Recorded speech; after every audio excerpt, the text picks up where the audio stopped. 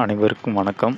இப்பொழுது அடுத்து ஒரு தலைப்பாக பார்க்க போகிறது, இந்த அனுமன் சுவாமிக்கும் நாரதர் சுவாமிக்கும் நடந்த ஒரு உரையாடல். அதை பற்றி நம்ம பார்க்க போகிறோம். அவர் என்ன கேட்க சொல்கிறாருன்னா, நாரதர் பெருமான் நாராயண அனுமந்த மூர்த்தியே, பிரணவமான ஓங்காரத்தோடு ஒத்தது ராமநாமம் இந்த பிரபஞ்சத்தில் என்றும் நிலைத்திருக்கும். அது சரி நாரதரே, பொதிகை மலையின் பெருமைகளையும் அங்கு அகத்தியர் சித்தர்கள் ஆகியோரின் வரலாறுகளையும் கூறுகிறேன் என்றார். அதற்கு நாரதர் கூறுகிறேன், இந்த பொதிகை மலை பூமி தோன்றிய போதே தோன்றியது. வாயுபுத்திரரே, இயற்கை அலைகளோடும் எழிலோடும் கல்யாண அருவி, அகத்தியர் அருவி என்ற அருவிகளும் அழகு செய்யும் இந்த பொதிகை மலை பழம்பெருமை வாய்ந்தது. இங்குதான் அகத்திய பெருமான் வந்தமர்ந்து இறைவனும் இறைவியும் அவருக்கு திருமண கோலத்தில் காட்சியளித்தது என்றும், தமிழ் மொழிக்கு இன்று இருக்கும் தொல்காப்பியம் என்ற இலக்கண நூல் தந்த தொல்காப்பியர் முதலியோர் அகத்தியரிடம் தமிழ் கற்று போகர், சட்டைமுனி முதலிய சித்தர்கள் அகத்தியரால் ஞானம் பெற்று அவர்களின் அடியர் இந்த ஜகத்தையே தங்கள் யோக சக்தியால் கட்டி காத்து என்றும் காத்து கொண்டிருக்கின்ற சித்தர் பரம்பரை வளர்த்தது எல்லாம் இந்த பொதிகை மலையில்தான்.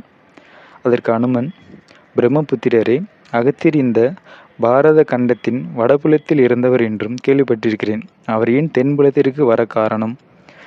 இவர் சித்தாந்தியாகி சித்த புருஷனானது எப்படியோ, வேதாந்திகளான மகரிஷிகள் சாதித்த காரியங்களை விட சித்தாந்திகளான சித்த புருஷர்கள் சாதித்த சாதனைகள் என்னவென என்பதெல்லாம் சற்று விளக்கமாக சொல்ல வேண்டுகிறேன். அதற்கு நாரதர், ஸ்ரீராமதூதரை மண்ணுலகில் தோன்றியவையில் அழிந்தாலும் இறைவன் தேவிக்கு அருளிய வேத சப்தங்கள் வானத்தில் அழியாமல் நிலவுகின்றன.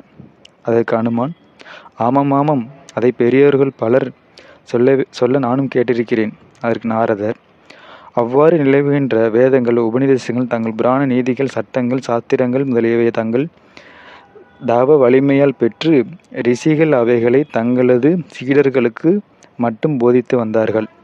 அதற்கு அனுமான், ஆமாம், அதற்குத்தான் அவர்கள் வேதாந்தம் என்று பெயரிட்டிருக்கிறார்கள். நாரதர், அந்த வேதாந்தங்கள் எல்லாம் ரிஷிகளால் சீடர்களுக்கு செவி வழியாகவே போதிக்கப்பட்டதால் அவைகள் ஏடுகளில் எழுத வைக்கப்படவில்லை. ஏழை எளியர்களுக்கு அதனால் எந்தவித பலனும் கிடைக்காமல் போயிருந்தது. அதற்கு அனுமன், அப்படி இருந்திருந்தால் என்பது போன்ற எண்ணங்கள் நிலைவிருக்கும். அதற்கு நாரதர் கூறும் பதில் என்னன்னா, அகத்தியர் முதலில் தன் நிலையை தகர்த்திருந்தார். சாதி மத வித்தியாசமின்றி புலவர்களுக்காகவும் சித்தர்களுக்காகவும் பல சீடர்களுக்காகவும் உருவாக்கினார். அவர்களில் தொல்காப்பியர் முதலான சீடர்கள் தமிழ் மொழியின் வளர்ச்சிக்கு வகுத்தளித்தார்கள். போகர், தேரையர் போன்ற அகத்தியரின் மாணவர்களாகிய சித்தர்கள் தெய்வ நெறிகளையும் வாழ்க்கை நெறிகளையும் வைத்திய முறைகளையும் பாமர மக்களிடையும் பரப்பினார்கள். அனுமன், ஆமாம், அவர்களுக்கு சித்தர்கள் என்று பெயர் வர காரணம் என்ன? அதற்கு நாரதர், ஆஞ்சநேயரே, அட்டமா சித்திகளில் அனிமால் என்றால் என்ன? அதற்கு அனுமன் கூறும் பதில் நம்ம அடுத்த ஒரு தலைப்பாக பார்ப்போம். மீண்டும் அடுத்த ஒரு தலைப்பில் சந்திப்போம். நன்றி, வணக்கம்.